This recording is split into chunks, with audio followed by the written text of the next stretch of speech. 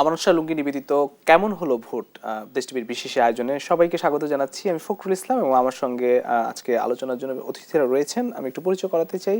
আমার সঙ্গে আছেন আমার একদম ডান পাশে doctor S M Shamim Reza, অধ্যাপক, ঢাকা বিশ্ববিদ্যালয়, এবং আমার একদম সর্বডানে রয়েছেন অধ্যাপক ডক্টর হাসানাত আলী, উপাচার্য, নওগাঁ বিশ্ববিদ্যালয়। দুজনকে স্বাগত জানাচ্ছি। 209 আসন নিয়ে ভূমিধস জয় পেল বিএনপি। সোমবারের মধ্যে নতুন সরকারের যাত্রা শুরু করবে। আজকে আমরা সরাসরি সে আলোচনায় যেতে চাই। আমরা একটু প্রথমে যেতে চাই অধ্যাপক ডক্টর হাসানাত আলী, আপনাকে একটু যদি শুরু করি। আমরা দেখলাম যে প্রায় 17-18 বছর পর আবারও ক্ষমতা ফিরে পাচ্ছে বিএনপি। 209 আসন পেয়েছে, আর সে সঙ্গে তাদের জোট সঙ্গীদের নিয়ে 212টি আসনে জয়লাভ করেছে নির্বাচনে। সোমবারের মধ্যে নতুন সরকারের যাত্রা শুরু হতে যাচ্ছে। রেকর্ড একটি শান্তিপূর্ণ স্বস্তির ভোট অনুষ্ঠিত হয়েছে এমনটি বলা হচ্ছে। আপনার কাছে এই নির্বাচনটি কেমন হলো? ধন্যবাদ আপনাকে। ধন্যবাদ জানাচ্ছি দেশ টিভির আমার সববিজ্ঞ সহ আলোচক, জনপ্রিয় একজন আলোচক এবং দর্শক শ্রোতা। একটা অসাধারণ নির্বাচন জাতি দেখতে পারলো অন্তত 14, 18 এবং 24-এর পরে। এই নির্বাচন যে অন্তর্বর্তীকালীন সরকার ছাড়া বা তত্ত্বাবধায়ক সরকার ছাড়া কোনো রাজনৈতিক দলের অধীনে যে নির্বাচন সুষ্ঠু হওয়ার নজির নেই বাংলাদেশে, সেটি আরেকবার প্রমাণিত হলো। অতএব যে সংস্কারের কথা আমরা বলি, জুলাই সনদের কথা বলি, যে দলটি, আমি অভিনন্দন জানাচ্ছি জনাব তারেক রহমানকে, যার নেতৃত্বে রাষ্ট্রীয় ক্ষমতায়, আপনি যেটা বলছেন 18 তারিখে শপথ যদি হয় রাষ্ট্র পরিচালনায় আসবেন, সেই সরকারের পথ চলাটা শুভ হোক, সেই শুভকামনা আমি করছি। তবে শুধু এতটুকু বলতে চাই সেই নতুন সরকারের কাছে, নির্বাচন সুষ্ঠু হয় না এই অভিযোগ সবচেয়ে বেশি নিয়ে আন্দোলন করেছে বিএনপি, সবচেয়ে বেশি নির্যাতন সহ্য করেছে বিএনপি। তাদের ইলিয়াস আলী সহ অনেক নেতা গুম হয়ে গেছে, খুঁজে পাওয়া যায়নি। আয়নাঘর থেকে অনেক মানুষ উদ্ধার হয়েছে। 24-এ অনেক মানুষ রক্ত দিয়েছে শুধুমাত্র একটি সুষ্ঠু নির্বাচনের জন্য। সেই সুষ্ঠু নির্বাচন অন্তর্বর্তীকালীন সরকার অনুষ্ঠিত করে প্রমাণ করেছেন। অতএব এটিকে আরও সামনে নির্বাচন হবে, স্থানীয় সরকার নির্বাচন কয়েকদিনের মধ্যেই হয়তো হবে, সিটি কর্পোরেশন নির্বাচন হবে, উপজেলা নির্বাচন হবে, ইউনিয়ন পরিষদ নির্বাচন হবে। প্রথম পরীক্ষা এই সরকারের সেই নির্বাচনগুলো যেন নিরপেক্ষ হয়, সুষ্ঠু হয়, মানুষ যেন তাদের ভোটাধিকার নির্ভয়ে প্রয়োগ করতে পারে, এবং নির্বাচনী যে ইতিহাস বাংলাদেশের, নির্বাচন পরবর্তী যে সহিংসতা একেবারেই মুক্ত এই মুহূর্ত পর্যন্ত বাংলাদেশে, সেটা যেন বলবৎ থাকে। প্রধান উপদেষ্টা বলেছিলেন যে তিনি ইতিহাস সেরা নির্বাচন দিলেন, কি বলবেন? নিঃসন্দেহে তিনি তার কথা দেওয়ার কথা রেখেছেন।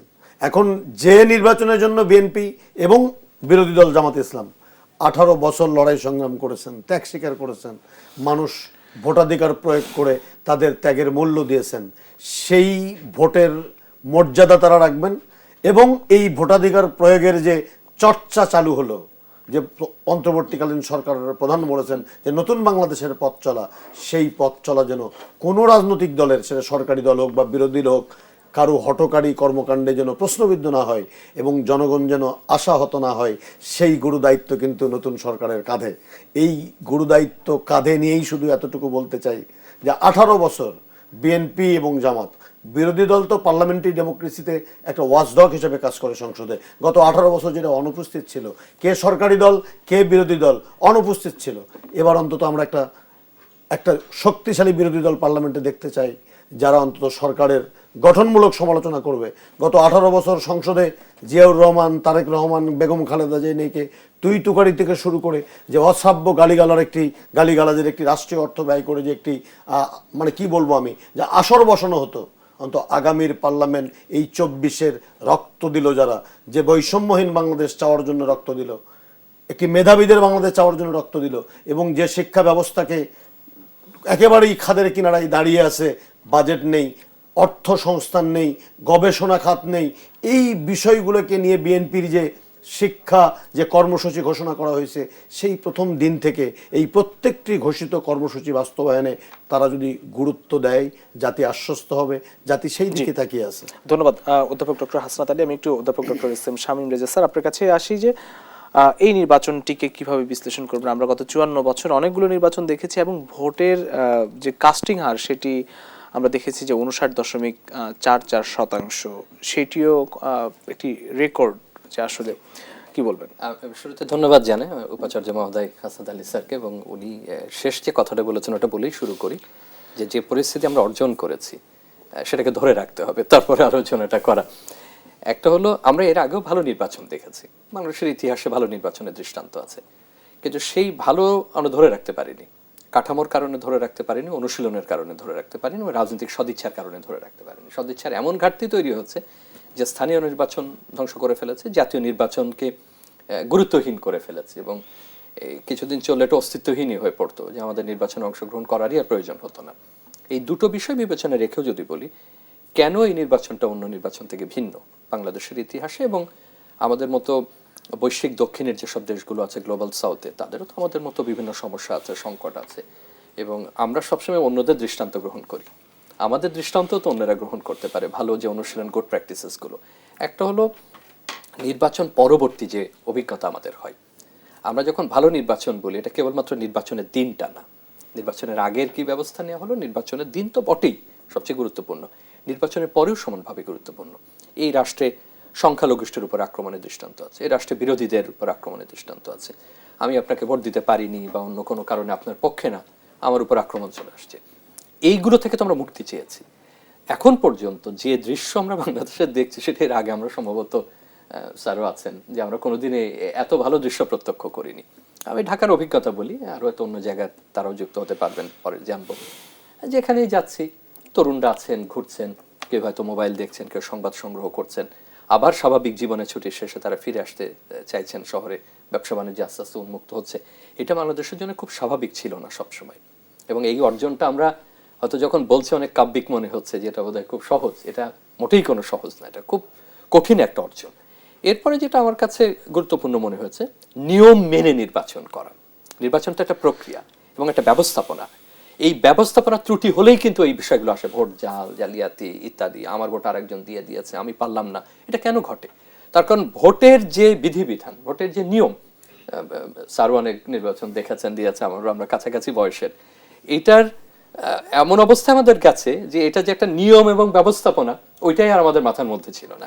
সেদিক থেকে দেখুন, একেবারে শুরু থেকে আমার একটু পর্যবেক্ষণেরও সুযোগ হয়েছিল, একেবারে দিন শুরু, যখন বাক্স পরীক্ষা থেকে আরম্ভ করে শেষ পর্যন্ত। আমি অন্য পর্যবেক্ষকদের সঙ্গে কথা বলেছি, আজকে তো তারা ব্রিফিং দিয়েছেন, বিদেশিরাও ছিলেন, তারা, আমরা যদি ইংরেজি শব্দ বলি যে বাই অ্যান্ড লার্জ, কিছু ব্যবস্থাপনার থাকতেই পারে, একটা হয়তো ত্রুটি বলবো না, ঘাটতি থাকতে পারে, সীমাবদ্ধতা থাকতে পারে, কিন্তু সাপ্লাই থেকে শুরু করে এটার, আমি যদি বলি ইনস্টলেশন বা একেবারে মানে বসানো থেকে শুরু করে পুরো যে লোকবল ব্যবস্থাপনা, সেটা অসাধারণ।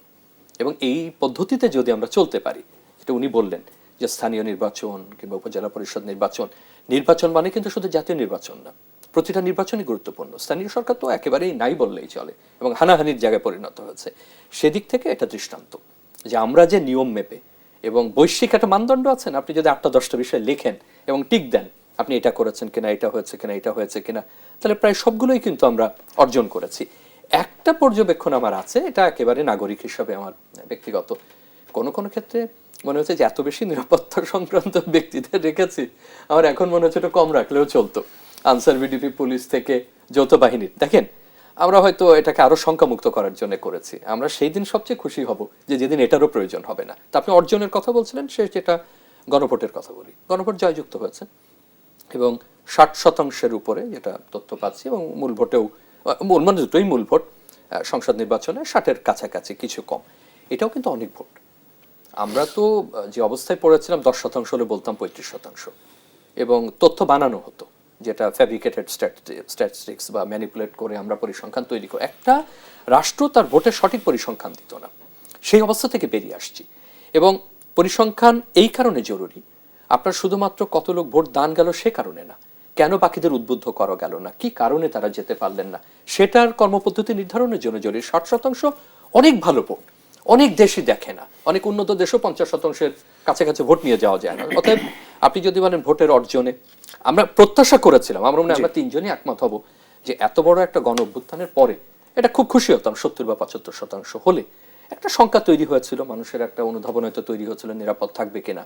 আমি ঢাকার কয়েকটা এলাকায় খুব সকালে যখন আমরা পরিদর্শনে গেছি, 2 ঘন্টা 2.5 ঘন্টা পরেও দেখছি যে খুব শিক্ষিত, যারা আমরা ধরে নিই উচ্চশিক্ষিত বসতির এলাকা, তারা খুব ধীর গতিতে আসছেন এবং এক পর্যায়ে আমাদের মনে হলো যে তারা খবর নিয়ে আসছেন যে ভোটের পরিবেশ ঠিক আছে কিনা, নির্বাচনে যাওয়া যাবে কিনা। এরকম একটা সংখ্যা কাজ করলেও করতে পারে। তাছাড়া আপনি ছুটি দেওয়া হয়েছে, অন্যান্য সুযোগ সুবিধা আছে। আমি 60%কে গ্রহণ করেও বলছি যে আমাদের লক্ষ্য থাকবে ভবিষ্যতে বাড়ানো, কিন্তু এই লক্ষ্যটা কেন বলতে পারছি এই কারণে 60% অর্জনে গেছি, প্রত্যক্ষ ভোটে গেছে। আপনার ভোটটা আপনি দিতে পেরেছেন। যারা দিতে পারেননি, যেমন গণমাধ্যম অনেক কর্মী যেতে পারেননি, সেটা আপনারা বলতে পারছেন যে ভাই আমি গেলে ভোটটা দিতাম। তা আমরা জানতে পারছি আমাদের ডায়াসপোরা 1 কোটির উপরে, তারা সবাই নিবন্ধন করেননি পোস্টাল ব্যালটের জন্য। যারা করেছেন তারা আবার পূর্ণমাত্রায় ভোট দেননি। আমাদের এখন হিসাব আছে, আমরা বলতে পারবো ভবিষ্যতে যে কেন আমাদের অমুক গোষ্ঠী যেতে পারেননি, কেন কি নারীরা কম গেছেন বা যুবরা কম গেছেন।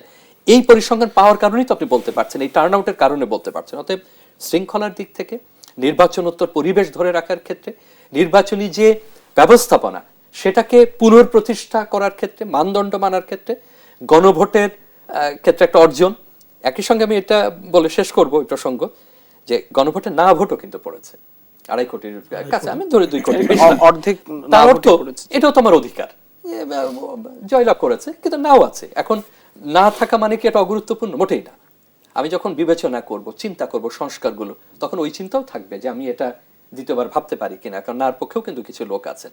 আবার এমন হতে পারে তারা 4টাকেই না বলেননি, এখন এমন ভাবে ব্যবস্থা ছিল যে আলাদা করা সম্ভব হয়নি, সেটাও আমাদের জন্য শিক্ষা। তো সব মিলে যে নির্বাচন আপনাকে স্বস্তি দেয়, যে নির্বাচন আপনাকে আনন্দ দেয়, যে নির্বাচন আপনাকে ভবিষ্যতে দিকে তাকাতে আপনাকে উদ্বুদ্ধ করে, সেটা তো ভালো নির্বাচন বলতেই হয়।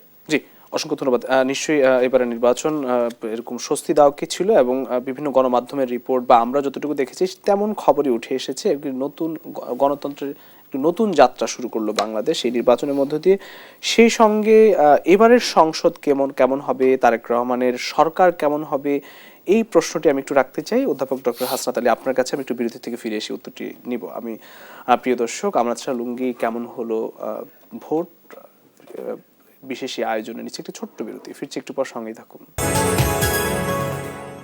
আমানত শাহ লুঙ্গি কেমন হলো ভোট, এই শিরোনামে আমরা এই অনুষ্ঠানে কথা বলছি। আমাদের সঙ্গে দুজন অতিথি আছেন। আমি একটু অধ্যাপক ডক্টর হাসনাত আলী, উপাচার্য নগর বিশ্ববিদ্যালয়, আপনার কাছে প্রশ্ন ছিল যে এবারের সংসদটি কেমন হতে যাচ্ছে। এবারের সংসদে কিন্তু অনেক তরুণ সদস্য থাকছে, সেই সঙ্গে একটি অভ্যুত্থানের পরের সরকার সেটি, এবং সেই সরকারের অভ্যুত্থানের অংশীজনরা কিন্তু থাকছে। সব মিলিয়ে তারেক রহমানের সরকার কেমন হবে? দেখেন, তারেক রহমান সাহেবের সরকার, আমি যেটা একজন ভোটার হিসেবে প্রত্যাশা করি, আমি একটু বেশি প্রত্যাশা করি যে আমি তারেক রহমানের নির্বাচনী এলাকার ভোটার, বগুড়া 6, আমি কালকে ভোটাধিকার প্রয়োগ করেছি, একদম সদর। আমার প্রত্যাশার জায়গা হলো যে তারেক রহমান সরকার গঠন করার আগে বা এই যে শপথ নেওয়ার আগে যে সময়টুকু পাবেন, দুটি মানুষের ছবির সামনে উনি দাঁড়াবেন। একটা ওনার পিতা শহীদ রাষ্ট্রপতি জিয়াউর রহমান, আর একজন বেগম খালেদা জিয়া। উনি যদি সুশাসন প্রতিষ্ঠা করতে চেয়েছেন, কিভাবে 7ই নভেম্বরের পরে অবনতিশীল আইন শৃঙ্খলা পরিস্থিতিকে উন্নতি করে জাতিকে স্বস্তি দেওয়া যায়, সেটা শহীদ রাষ্ট্রপতি জিয়াউর রহমান শক্ত হাতে করে দেখিয়েছেন। বাকশাল ছিল, সেখান থেকে মানুষের কথা বলার স্বাধীনতা ফিরিয়ে দিয়েছিলেন শহীদ রাষ্ট্রপতি জিয়াউর রহমান। এখানে উনি তাকাবেন এবং বোঝার চেষ্টা করবেন যে কী করতে হয়েছে ওনাকে। এবং উনি যদি আর্থিক শৃঙ্খলা ফিরে আনার কথা বলেন, সবুজ বিপ্লবের কথা বলেন, কৃষি বিপ্লবের কথা যদি বলেন, ঘরে ঘরে যদি আপনি যদি চাষাবাদের কথা যদি বলেন, আপনি রেমিটেন্স যে আমরা গার্মেন্টস যে শিল্পটা, সেই শিল্পর কথা যদি বলেন, বিদেশে আমরা শ্রমিক পাঠাই, এই সমস্ত কর্মকাণ্ড শহীদ রাষ্ট্রপতি জিয়াউর রহমান অত্যন্ত সুচারু এবং সুদক্ষভাবে করেছিলেন। তারেক রহমান শহীদ রাষ্ট্রপতি জিয়াউর রহমানের ব্যক্তি জীবন জানেন, তার সততা জানেন, তার দেশপ্রেমে জানেন। অতএব যেহেতু সবগুলো জানেন, আমি একজন ভোটার হিসেবে প্রত্যাশা করব যে উনি সেই শহীদ রাষ্ট্রপতি জিয়াউর রহমানের বিঘোষিত নীতি অনুসরণ করে সৎ, মেধাবী, শিক্ষিত এবং পরিশীলিত, উনি 17 বছর পরে দেশে যখন ফিরে আসছেন, উনি একটি কটূক্তি করেননি যাকে সংসদে তুইতুকারি করে গালিগালাজ করা হয়েছে, যার মাকে নদীতে চুবিয়ে হত্যা করার কথা বলা হয়েছে, যার মা দেশের সাবেক প্রধানমন্ত্রী বেগম খালেদা জিয়াকে তিলে তিলে হত্যা করার জন্য বিনা অপরাধে জেলখানে রাখা করা হয়েছে, একটি কথা বলেননি। একজন পরিচালিত মানুষ। নির্বাচনী ক্যাম্পেইনে যে উনি কারো বিরুদ্ধে কথা বলেননি, উনি নিজে কি করবেন সেই কথা বলেছেন। এবং নির্বাচনে অংশগ্রহণ করার বহু আগে তিনি 31 দফা জাতির সামনে উপস্থাপন করেছেন কিভাবে রাষ্ট্র পরিচালনা করবেন। অতএব ওনার প্ল্যান আছে, পরিকল্পনা আছে। আমি শুধু এতটা প্রত্যাশা করব, সংসদীয় গণতন্ত্র তখনই সুন্দর হয় যখন বিরোধী দল সংসদে স্পেস পায়। বিএনপি বেগম খালেদা যে বিরোধী দল ছিলেন, পার্লামেন্ট বর্জন করতে দেখেছি, অভিজ্ঞতা আছে যে কি কি কারণে বিরোধী দল পার্লামেন্ট বর্জন করতে পারে। তারেক রহমান অন্তত সেই কাজ তৈরি করবেন না সংসদে যেন বিরোধী দল পার্লামেন্ট বর্জন করতে পারে। গত 18 বছর তারেক রহমানের নেতৃত্বে বিদেশ থেকে এই দলটাকে শত জুলুম, অত্যাচার, নিপীড়ন, অপশাসন, কুশাসন, অর্থ লোপাট, শিক্ষাঙ্গন ধর্ষণ এবং সকল সাংবিধানিক প্রতিষ্ঠানগুলোকে ভঙ্গুর করার বিরুদ্ধে উনি সোচ্চার ছিলেন। এমন কোনো পরিবেশ ওনার সরকারের দ্বারা সৃষ্ট হবে না যেগুলোর জন্য প্রতিবাদ করেছেন, এবং তার সেই একই কাজ যেন না ঘটে যার জন্য ওনাকে সমালোচনার মুখোমুখি হতে চায়। একজন ভোটার হিসেবে আমি এইটুকু চাবো। সবচেয়ে বড় যে চাওয়াটা, সামনে রোজা, মূল্যস্ফীতি অনেক বেশি, মানুষের ইনকাম কমে গেছে, অর্থনীতি কিন্তু সেই অর্থে নাই। এই রোজাই মানুষের সবচেয়ে বড় পরীক্ষা নতুন সরকারের, যে মানুষ যেন স্বস্তির সাথে তার রোজাটা করতে পারে, তার ইফতারটা করতে পারে, তার ঈদটা করতে পারে। শুধু আরেকটু পরিশেষে কথা বলতে চাই, গত 2 বছরে অন্তত বাজার সিন্ডিকেট ছিল না। আমরা গত আওয়ামী লীগের সময় দেখেছি যেভাবে সিন্ডিকেট করে ব্যবসায়ীরা, মুনাফাখোররা, রাস্তায় চাঁদাবাজরা প্রত্যেকটা মোড়ে মোড়ে চাঁদা করে প্রত্যেকটি পণ্য মূল্য বৃদ্ধি হয়ে যেত। এই চাঁদাবাজদেরকে কঠোর হাতে দমন করতে হবে, যেই ঘোষণা উনি প্রকাশ্যে দিয়েছেন। এবং উনি তার কার্যক্রম শুরু করেছেন সরকারে আসার আগে, উনি দল থেকে বহিষ্কার করেছেন। এখন কিন্তু শুধুমাত্র বহিষ্কার করাই চূড়ান্ত লক্ষ্য নয়, বরং উনি রাষ্ট্রীয় ক্ষমতায়, এখন শাস্তির আওতায় আনতে হবে। যেটা উনি বলছেন যে পদ্ধতি যদি সঠিকভাবে চলে, প্রসেস যদি চলে, বিচারটা হতে হবে নিরপেক্ষ, আইন শৃঙ্খলা বাহিনী থাকবে নিরপেক্ষ, এবং আইন শৃঙ্খলা বাহিনী নিরপেক্ষ থাকলে বিএনপি সহ সমস্ত ভোটাররা যে ভোটাধিকার প্রয়োগ করতে পারে, এই নজির কালকে স্থাপিত হয়েছে। অতএব আগামী দিনে চাঁদাবাদ যেন চাঁদাবাদ হিসেবে ওনার সরকারের আইন শৃঙ্খলা বাহিনী সেই ট্রিটমেন্টটা দেয়। যিনি ভালো মানুষ তিনি যেন নিরাপদে ব্যবসা করতে পারেন, যিনি পরিবহন চালান তিনি যেন চাঁদা মুক্ত পরিবহন রাস্তায় পরিচালনা করতে পারেন, এবং সেটি যদি ওনার দলের লোকেও যদি কেউ হয় তাহলে তারা যেন সেই আইনের ফাঁক গলে যেন বের হতে না পারে। পরিশেষে শুধু এতটুকু বলবো, এমন কোনো মানুষ সরকারে আসা উচিত নয়, হয়তো নির্বাচনে জয়ী হয়েছেন কিন্তু তাদের ব্যাপারে সমাজে এক ধরনের নেগেটিভ পারসেপশন ডেভেলপ করা আছে। এই সমস্ত মানুষদেরকে যদি সযত্নে আড়াল করে রেখে ভালো ইমেজের শিক্ষিত বহু তরুণ নেতৃবৃন্দ এবারের নির্বাচনে কিন্তু বিজয়ী হয়ে এসেছেন, তাদেরকে যদি উনি সামনে নিয়ে আসতে পারতেন, এবং যে নেতৃত্ব দিয়ে উনি এই 31 দফা এবং 8 দফা যে বিভিন্ন কর্মসূচি ঘোষণা করলেন, সেই সমস্ত মেধাবী মানুষদেরকে যদি সামনে উনি মন্ত্রী পরিষদে নিয়ে আসতে পারেন, কিছু অভিজ্ঞ মানুষ তো নিঃসন্দেহে লাগবে। এই তরুণের তারুণ্য এবং এই বুদ্ধিমত্তা এবং এই যে বয়োজ্যেষ্ঠ নেতৃবৃন্দের যারা তুলনামূলকভাবে ভালো ইমেজের অধিকারী, সেই সমস্ত ব্যক্তিদের সমন্বয়ে যদি ছোট্ট আকারে একটি মন্ত্রিসভা, কারণ অর্থনীতির সংকট আছে, অপ্রয়োজনীয় ব্যয় করার কোনো দরকার নেই, অর্থনীতির সংকট কিন্তু রয়ে গেছে। অতএব মন্ত্রী পরিষদের আকার যদি ছোট করা যায় এবং স্মার্ট করা যায়, এবং যে যে ওয়াদাগুলো উনি করেছেন নির্বাচনে আসার আগে, মানুষ কিন্তু বিশ্বাস করে একটা ভূমিধস বিজয় কিন্তু তাকে দিয়েছেন। এখন ওনার উপরে গুরুদায়িত্ব, অনেক সীমাবদ্ধতা, গত 18 বছরে অর্থনৈতিক আর্থিক সেক্টরটা ভঙ্গুর হয়ে গেছে, ব্যাংকগুলো লোপাট হয়ে গেছে। এই জায়গাগুলোকে সামাল দেওয়া খুব সহজ কাজ নয়, তবে মানুষ দেখতে চায় তার প্রত্যেকটা স্টেপস, যে উনি কি সঠিক পথে হাঁটছেন নাকি উনি ভুল পথে হাঁটছেন, সেটি খুবই গুরুত্বপূর্ণ। আমি আগামী সরকারের চ্যালেঞ্জগুলো নিয়ে নিশ্চয়ই আপনার কাছে আসবো। আমি একটু অধ্যাপক doctor S M Shamim Reza sir, আপনার কাছে প্রশ্ন হচ্ছে যে এই সংসদটি কেমন হবে এবারের সঙ্গে? আমরা এর আগে সংসদ দেখেছি যে বিরোধী দল সংসদ বর্জন করেন কিংবা হরতাল করেন, অনেক বাকবিতণ্ডা হয়, ওয়াক আউট হয়। এবারের সংসদটি আসলে কতটা সুন্দর হবে আসলে? তাহলে যে হাসাত আলী স্যার কিন্তু চমৎকার একটা কথা বলেছেন, আমি ওইটা দিয়েই যদি শুরু করি, যে আপনার উপদেষ্টা কারা হবে, আপনার ক্যাবিনেটে কারা থাকবে, আপনি পররাষ্ট্র মন্ত্রণালয়ে কাদেরকে দেবেন, নিয়োগগুলো কাদেরকে দেবেন, আপনার স্বরাষ্ট্র কেমন হবে, আপনার অর্থনীতির যে দল হবে সেটা কেমন। এর প্রধান নির্বাচনে একটা শর্ত হওয়া উচিত যে ভাবমূর্তি সম্পন্ন ব্যক্তি। আমি যোগ্যতাকে বাদ দিচ্ছি না, কিন্তু আমি দুষ্ট লোক, আমার যোগ্যতার দরকার নেই। আর কম যোগ্যতা থাকলেও একজন সৎ নিষ্ঠাবান লোক কিন্তু অনেক দূরত্বে যেতে পারে। এনে হয়তো বিতর্ক হতে পারে যে কোনটা আগে, সেটাকে রেখে যদি আমি বলি, আমার প্রত্যাশা এরকম যে এটা জনাব তারেক জিয়া এখন পরিণত বয়সী মানুষ, বিভিন্ন কারণে তাকে দীর্ঘ সময় দেশের বাইরে থাকতে হয়েছে, তিনি একটা উন্নত দেশে ছিলেন, যে আর একটা শক্তিশালী রাজনৈতিক কাঠামো আছে, অর্থনৈতিক কাঠামো আছে, কল্যাণমুখী অর্থনীতি তিনি প্রত্যক্ষ করেছেন, দেখেছেন। সুতরাং তারও একটা চিন্তাভাবনা নিঃসন্দেহে রূপান্তর ঘটেছে। এবং উনি যে 31 দফা তার আগে দিয়েছিলেন, এরপরে সংস্কার কর্মসূচি, তো যখন ইস্তেহার দিয়েছে বিএনপি, দুটোর মিশেল তাকে করতে হয়েছে। সেই প্রাথমিক চ্যালেঞ্জের পথটা কিন্তু তারা উতরে গেছেন, যে এই দুটো চ্যালেঞ্জ মোকাবেলা করা। অনেক লেখাও হয়েছে, কেউ কেউ দেখবেন ব্যঙ্গ করে বলেছে যে এটা বাস্তবায়নযোগ্য না, পক্ষেও লেখা হয়েছে যে না, পরিমাপযোগ্য এটা, এটা আলাপ হতেই পারে, ইস্তেহারে অনেক সময় বিস্তৃত থাকে না কর্মপরিকল্পনা। আপনি যে প্রশ্ন করেছেন, আমার প্রথম প্রত্যাশা এরকম যে তাদেরকে আগে সিদ্ধান্ত নিতে হবে যে তারা কি ছোট সরকার কিন্তু তার কার্যক্রম অনেক বড় হবে, আউটপুটটা এরকম চান, নাকি সরকার বড় হতে পারে কিন্তু সেটা কতখানি জনগণকে সার্ভিস ডেলিভারি দিতে পারে সেটা বড়। আমরা অনেক সময় যেটা বলি যে স্মল গভর্নমেন্ট কিন্তু খুব স্মার্ট, আপনি তার হয়তো ফল পাচ্ছেন, এটা হচ্ছে প্রথম বিবেচনা। যেমন উনি একটা বলেছেন যেটা ছোট সরকার হলে হতে পারে, এটা আসলে নির্ভর করে আপনার উদ্দেশ্য কি এবং আপনার কর্মপরিধি কেমন। তবে আমারও একমত যে খুব বড় সরকার না হওয়াটাই প্রাথমিকভাবে ভালো। দ্বিতীয়, বিএনপির দলে অনেক অগ্রজ আছেন, মানে অগ্রজ প্রতিম জ্যেষ্ঠ নেতারা আছেন, এবং দীর্ঘদিন বিএনপি কিন্তু একটা বড় রাজনৈতিক কর্মকাণ্ডের আনুষ্ঠানিক হিসেবে বাইরে তো দলীয় কার্যক্রম চলেছে, সেটা সরকার বা বিরোধী দল কোথাও কোনো ভূমিকা রাখতে পারেনি, কারণ নির্বাচনে অংশগ্রহণই থেকেই সে বিরত থাকতে হয়েছে তাকে। এর কারণে যেটা হয়েছে যে অনেক তরুণ যে অন্তর্ভুক্তি, তরুণ নেতৃত্ব, সেটা দলীয় পর্যায়ে ঘটেছে, অর্থাৎ সাংগঠনিক পর্যায়ে ঘটেছে, কিন্তু প্রতিটি খাতে যেভাবে একটা বড় দল করে, শিক্ষা, স্বাস্থ্য ইত্যাদি, বিজ্ঞান, প্রযুক্তি, জলবায়ু, সেটা ভেতরে করলেও তো তারা এটা আনুষ্ঠানিকভাবে চর্চা করতে পারেনি সরকারের থেকে বা বিরোধী দলে থেকে কিংবা পার্লামেন্টের স্ট্যান্ডিং কমিটিতে থেকে।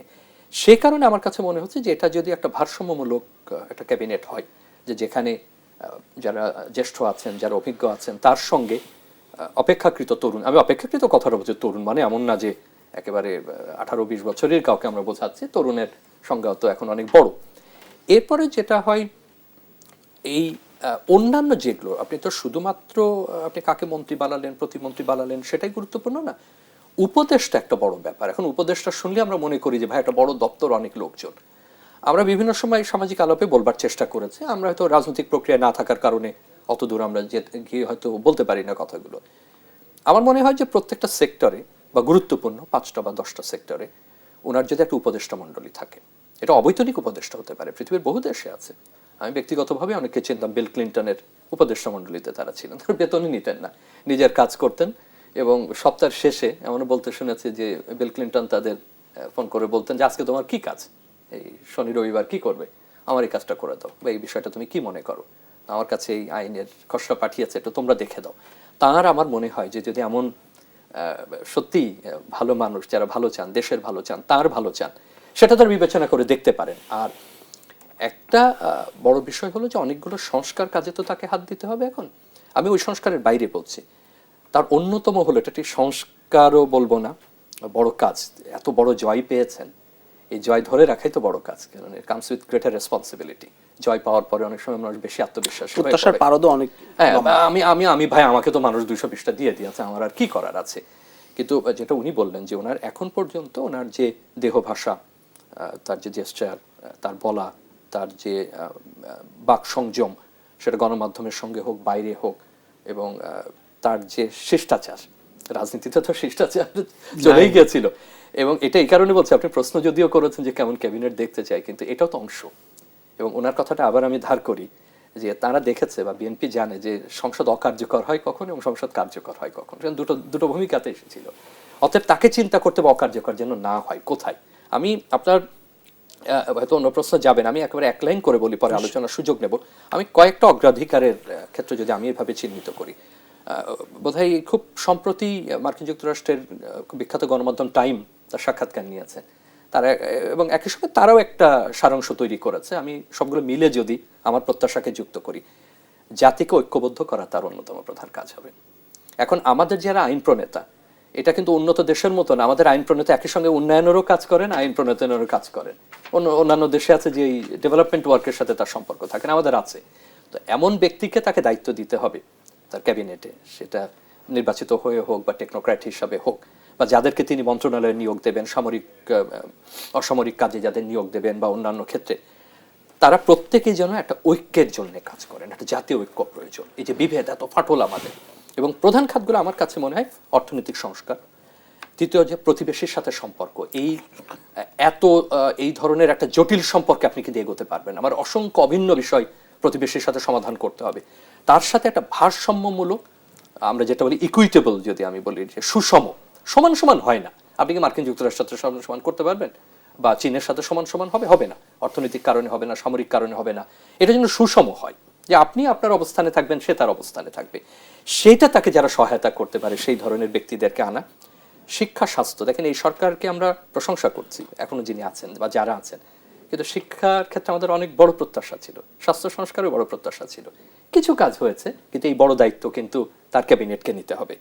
আর সবশেষে বলবো যে জলবায়ু এবং পরিবেশ, এই দুটো আমাদের কিন্তু বড় অগ্রাধিকারের একটা জায়গা। এর বাইরে তো আরো অন্যগুলো তো আমরা সবাই আলাপ করি। সুতরাং এই আপনার প্রশ্নের উত্তর এইভাবেই আবার শেষে দিই যে তার যারা উপদেষ্টা মণ্ডলী হবেন, তার ক্যাবিনেটে যারা থাকবেন, বয়সের মিশেল, অভিজ্ঞতার মিশেলের পাশাপাশি অগ্রাধিকারের ভিত্তিতে আমি মনে করি যে এই ধরনের ব্যক্তিদের দেওয়া উচিত যাদের এই সোশ্যাল নেটওয়ার্ক আছে এবং এই জাতীয় এবং আন্তর্জাতিক যোগাযোগ যাদের আছে, যারা তার মন্ত্রিসভাকে এবং তার সরকারকে শক্তিশালী করে। আসবো আপনার কাছে। আমি একটু অধ্যাপক ডক্টর হাসনাত, আপনার কাছে একটি প্রশ্ন রাখতে চাই যে নতুন সরকারের সামনে চ্যালেঞ্জগুলো কি হতে পারে, যেহেতু সোমবারের মধ্যে নতুন সরকারের যাত্রা শুরু করতে যাচ্ছে, সেই সঙ্গে জুলাই সনদ বাস্তবায়নের একটি বিষয় রয়েছে, যেহেতু ভোট, গণভোটে জয়ী হয়েছে এবং বিএনপিরও কিন্তু 31 দফা রয়েছে, অনেক অঙ্গীকার করেছে তারা, সেগুলো আসলে কিভাবে বাস্তবায়ন হবে, কতটা হবে, এই বিষয় নিয়ে আমরা কথা বলবো একটি বিরতি থেকে ফিরে এসে। প্রিয় দর্শক, আমানত শাহ লুঙ্গি কেমন হলো ভোট, এই বিশেষ আয়োজনে নিচ্ছে আরও একটি বিরতি, ফিরছি একটু পর, সঙ্গেই থাকুন। আমানত শাহ লুঙ্গি কেমন হলো ভোট, এই শিরোনামে এই আয়োজনে আবারও স্বাগত জানাচ্ছি আমি ফখরুল ইসলাম, এবং আমার সঙ্গে দুজন অতিথি আছেন। আমি অধ্যাপক ডক্টর হাসনাত আলী। আপনার কাছে প্রশ্ন রাখছিলাম যে নতুন সরকারের সামনে চ্যালেঞ্জগুলো কি, যেহেতু আপনি বলছিলেন যে ঠিক সামনেই রমজানে দ্রব্যমূল্যের চ্যালেঞ্জ রয়েছে, সেই সঙ্গে তাদের 31 দফা রয়েছে এবং অনেকগুলো প্রতিশ্রুতি দিয়েছে ইশতেহারে, জুলাই সনদ বাস্তবায়নের একটি বিষয় রয়েছে, সবগুলো মিলে কতটা সক্রিয় ভূমিকা থাকবে বিএনপি সরকার? এই মুহূর্তের সবচেয়ে বড় চ্যালেঞ্জ হলো আর্থিক ক্ষেত্রে শৃঙ্খলা ফিরানো। কারণ অর্থনীতি একটা রাষ্ট্রের কিন্তু ওই যে আমাদের হিউম্যান বডিতে যেমন ব্লাড সার্কুলেশনের মতো হয়, সেরকম কিন্তু আপনি সুশাসন নিশ্চিত করলে টাকা লাগবে। ভালো শিক্ষা প্রতিষ্ঠান, ভালো মানের শিক্ষা প্রতিষ্ঠান করতে গেলে টাকা লাগবে। আপনি যদি বিচারাঙ্গন করতে চান, মেধাবী বিচারদের নিয়োগ দিতে হবে। তাহলে এই অর্থ সংস্থানের যে জায়গাটুকু আছে, সেখানে দীর্ঘদিন ধরে একটা সুশাসনের অভাব বা চরম কুশাসন বলি, অপশাসন বলি থাকার ফলে আর্থিক সেক্টরগুলো একেবারেই লুটপাট হয়ে গেছে, হরিলুটের মতো অবস্থা আর কি। সেই জায়গায় থেকে ফিরানো সবচেয়ে বড় এই সরকারের চ্যালেঞ্জ, যে সীমিত অর্থের মধ্য দিয়ে। দেখেন, আমি একটু ফিরে যেতে চাই। প্রফেসর শামীম ভাই বলছিলেন যে উনি কেমন সংসদটা দেখতে চান। আমি একটু ছোট করে বলি, গত 18 বছরে আমরা কি আদৌ কি পার্লামেন্টারি ডেমোক্রেসির প্র্যাকটিসটা কি সংসদে দেখেছি? বিরোধী দলের নেতা হোসেন মোহাম্মদ এরশাদ সাহেব মরহুম, উনি সরকারের বিশেষ দূত হয়ে ফ্ল্যাগ উড়াচ্ছেন, বিরোধী দলের আসনে বসছেন। আবার ওনার দলের লোকেরা মন্ত্রী হচ্ছেন, মন্ত্রী ক্যাবিনেটে বসছেন, আবার বিরোধী দলের আসন গ্রহণ করছেন। এবার অন্তত আমরা দেখতে চাই যে প্রকৃত বিরোধী দলের যে ভূমিকা, যে ওয়াচডগ, সেটি ওনারা রাখবেন এবং রাখার ক্ষেত্রে সমালোচনা, গঠনমূলক সমালোচনা হবে, আলোচনা হবে এবং সমাধানের দিকে যাবে। এখানে যেন এমন কিছু না হয়, গত 18 বছরের রাষ্ট্রীয় অর্থ অপচয় করে যে গালাগালির অপসংস্কৃতি তৈরি করেছি, সেটা যেন ফিরে না আসে। এটি কিন্তু একটা বড় চ্যালেঞ্জ, ফিরে নিয়ে আসা। 2 নম্বর যেটা হলো যে আমি আরেকটি বলতে চাই যে কিছু তরুণ প্রজন্মের যারা এই 24-এ লিড দিয়েছে, তাদের কয়েকজন সংসদে ফিরে আসছে। আমি তাদের প্রতি বিনয়ের সাথে আলোচনা করতে চাই যে তারা যেন বড়দেরকে শ্রদ্ধা করেন, তারা যেন বড়দের কাছ থেকে শেখেন পার্লামেন্টারি ডেমোক্রেসি কি। শাহবাগের মোড়ে অকথা কুকথা বলা আর সংসদ ভবনে দাঁড়িয়ে কথা বলার মধ্যে কিন্তু অনেক পার্থক্য। ভালো পার্লামেন্টারিয়ান তারা হবে, জাতিকে পথ দেখাবে, তরুণরা উৎসাহিত হবে, আমরা বাবারা, শিক্ষকরা আমাদের সন্তানের বিজয় দেখে, পরাজয় দেখে আমরা উল্লসিত হব। কিন্তু আমরা কখনোই স্বস্তি পাবো না যে নির্বাচনী ক্যাম্পেইনে যে আমাদের কিছু কিছু সন্তানরা যে সমস্ত ভাষা প্রয়োগ করেছে, সেই ভাষার পুনরাবৃত্তি বাংলাদেশে হোক, কোনো শিক্ষা প্রতিষ্ঠানে হোক, কোনো রোডঘাটে হোক, এটা নিয়ন্ত্রণ করতেই হবে। কারণ আমরা যে সমস্ত শব্দ প্রয়োগ দেখেছি, এই শব্দ প্রয়োগ জাতি প্রত্যাশা করে না।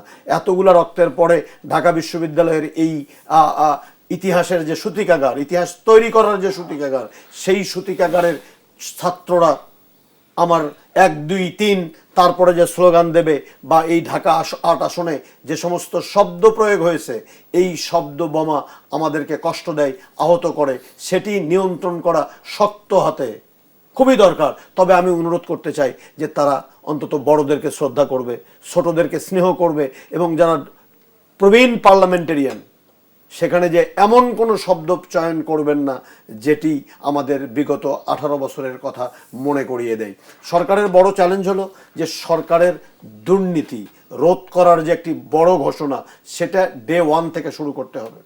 সরকারের আরেকটি বড় চ্যালেঞ্জ চাঁদাবাজি, যে চাঁদাবাজির অভিযোগে অভিযুক্ত হয়ে বিএনপিকে কিন্তু কঠিন একটা হ্যাসেলের মধ্য দিয়ে এই বৈতরণী পার হয়েছে।